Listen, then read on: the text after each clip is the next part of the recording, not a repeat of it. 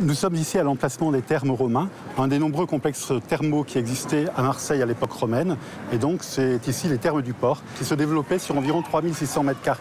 L'accès au complexe thermal se faisait depuis le nord par le truchement d'une voie est-ouest qui émanait de la Porte d'Italie, donc du jardin des Vestiges, et qui se trouve approximativement sous nos pieds, à environ 6 mètres de profondeur.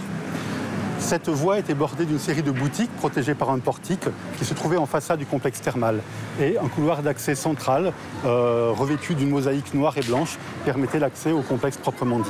Sur cette place qui aujourd'hui semble libre, vous aviez en face du pavillon d'Aviel le natatio, la piscine, et en contrebas, une sorte d'escalier, une architecture qui s'adaptait au terrain en escalier. Vous aviez les fameuses 3 salles, caldarium, tépidarium et frigidarium, les 3 salles qui marquent les thermes. Et reliant cet ensemble, vous aviez la palestre qui est l'élément essentiel, qui est la cour à l'intérieur de laquelle on peut pratiquer le sport, les haltères, les gymnastiques. Ce complexe thermal, édifié sous Auguste, donc aux environs du changement d'air, a fonctionné durant plusieurs siècles. La salle chaude d'environ 100 mètres carrés était une vaste salle voûtée qui était chauffée par un système de convection d'air chaud qui circulait sous le sol et remontait à l'intérieur des murs.